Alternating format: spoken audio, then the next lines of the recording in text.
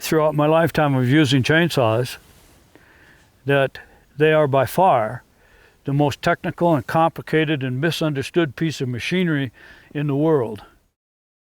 My intention today is to do a video showing the conditions, what we face with up here in Nevada in the mountains at 7,500 feet.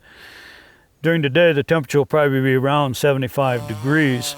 The two saws that we're using here is a Husqvarna 55 and a 034 steel. The Husky is a 55.5 cc.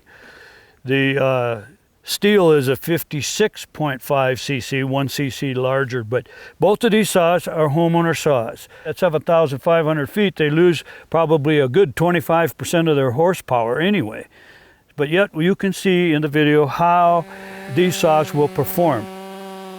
The cutters are set up extremely aggressive. Normally in the book they recommend 25 thousandths on the depth gauge, the depth guides.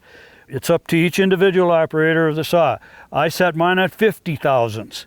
I don't push on the saw does the work. You'll see that throughout the day in the video.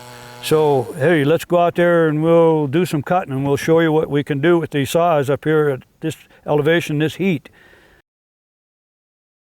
These savings were set up at 25 thousandths, which is the standard throughout the industry, is 25 thousandths on your depth gauges. I prefer 50 thousandths on my depth gauges. Now on the shavings that come out at 50 thousandths, you'll notice that they're not as fine. They'll be a little coarser. We'll double the size, actually, the cutting of the cutter tooth, because the depth gauge is set at 50 thousandths. They're taking a 25 thousandths larger bite.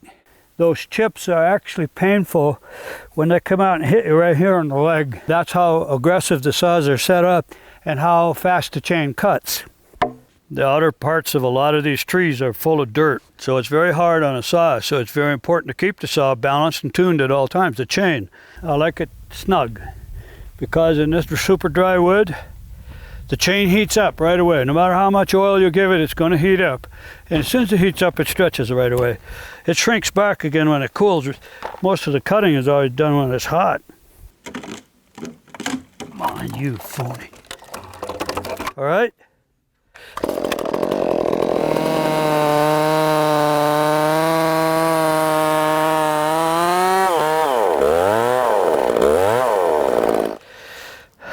Here in Nevada, we have to be careful that we don't cut through the piece all the way to the bottom, because that's where the rocks are. Look around. You see any place where there are any rocks? The place is covered with them. So that's where it's tricky. That's why I like a sharp saw, because I can control it. Right at the last minute, I slow it down.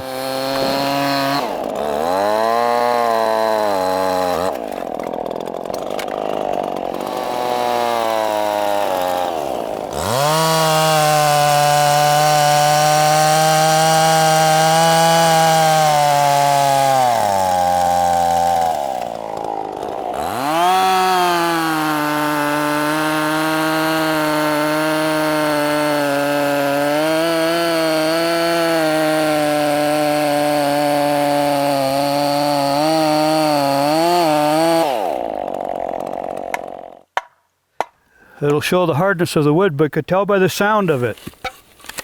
That's pretty hard wood. Good burner wood. Good as it comes. Anyway, the other thing too we wanted to mention to you, and not to overlook, is that there is a website you can go to called Arborist, and on there is a blog. There's a guy on there named Ken Dunn, D-U-N-N. And he is probably as good as I've found any place. He's good. I'll tell you, this saw was a dog. For 12 years, I couldn't cut with that saw. After what I found on his website and his blogs, that saw's come back to life. You saw it cut. See this great big old Hummer back here? I will get that tree.